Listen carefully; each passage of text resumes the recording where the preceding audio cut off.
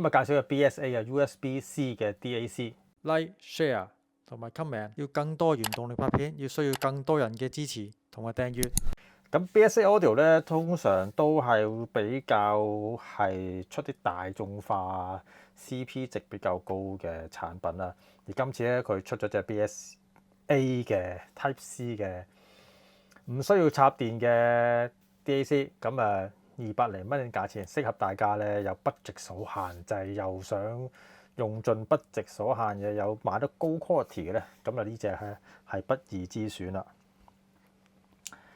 咁 spec 咧就揾唔到啦，咁但係咧佢本身咧就支援咗 3.3mm 嘅 headphone jack， 咁同埋 4.4 平行輸出嘅，咁亦都唔需要裝任何嘅軟件㗎，咁就拍落去個電話度咧就可以搞掂㗎啦。咁我用咗咧用咗個 Hybrid 嘅DAP 咧嚟插落去 USB 嘅試一試，俾大家睇下究竟個樣插完之後個大細咧，俾大家有個概念。咁當然咧，我用電話嚟試啦。咁插咗電話之後咧，佢就會大家會見到個 message 咧，就係話你而家咧插咗嗰個 KT 嘅 USB 嘅 audio 係咪需要咧咁樣？咁當然梗係啦咁樣。咁我聽咗幾首歌啊，咁其實就Amy Macdonald 啦嘅現場版啦，整體立體聲亦都豐富嘅，亦都係聽店員講咧，佢係用呢個 Circle Logic 嘅43系列嘅 chipset 嘅，咁所以大家對立體聲嚟講咧，其實一定有保證嘅。咁細節位啊，同埋呢個嘅現場感亦都做得唔錯嘅。咁我覺得除咗佢嗰個嘅 noise 咧，我就覺得喺 background 方面咧有少少聽到嘅啫。咁如果就有佢啦，喺寧靜地方梗聽到啦。你喺街咧基本上又係聽唔到嘅。咁當然我都要如實反映俾大家聽嘅。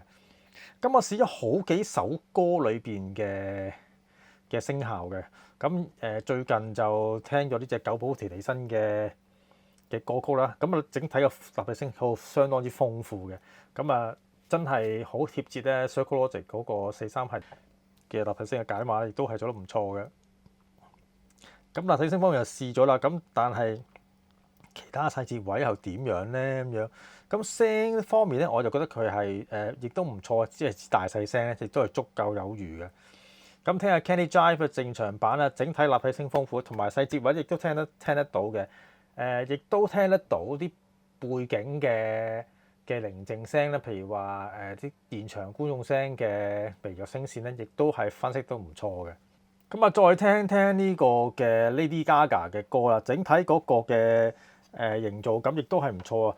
咁嗰啲電子嘅電吉他聲咧，亦都係出得好細緻嘅。喺呢個價位上咧，我其實覺得就係佢係呢啲位咧，反而做得唔錯啊。雖然我冇 expect 佢係立體聲會做得好啊，因為有陣時我試過嗰啲比較budget有限嘅 USB DAC 咧，我就覺得佢嗰個立體聲咧唔係做得好好嘅啫。唔好講話佢嘅高音或者低音做得好啦，連基本個立體聲咧係做得都唔好嘅。咁但係反而發覺 BSA 呢隻 chipset BSA 呢個嘅 USB 嘅 DAC 裏邊咧，我就察覺唔到呢個情形嘅發生嘅。最緊張關頭就係通常呢啲 USB DAC 咧大多數咧佢都係唔會有內置電池嘅。咁冇內置電池，我有咩 concern 咧？就係當聽到啲重低音部分嘅時候咧，通常都會拆聲嘅。咁試咗10款到9款咧，都係有咁嘅情形㗎啦。喺 BSA 呢隻 USB Audio 裏邊咧，反而我係察覺唔到有呢個問題嘅，反而咧佢嗰個嘅低音亦都做得唔錯喎。冇拆聲，忠實反映翻個聲底俾你聽嘅，係呢啲位做得唔錯。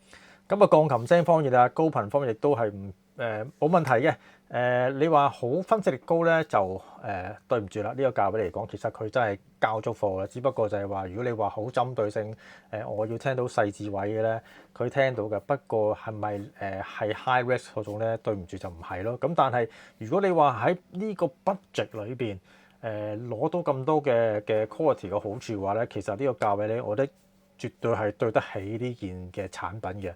咁總括嚟講，我就淨係試咗 3.5mm 嘅頭嘅啫，我就冇試過4.4。究竟4.4平行輸出咧，有冇力去夠唔夠力去輸出嘅話咧？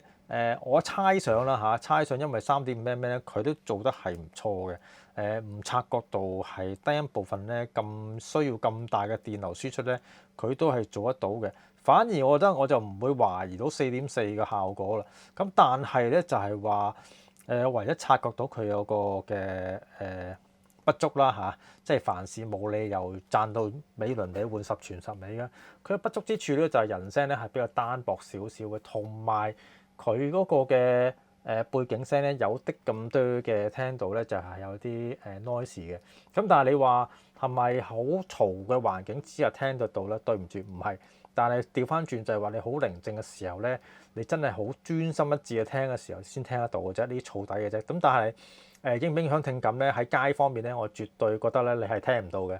咁所以如果你個價位嚟講，其實佢揸足功課㗎啦。好，今日介紹係咁多，我哋下條片再 like、share 同埋 comment。要更多原動力拍片，要需要更多人嘅支持同埋訂閱。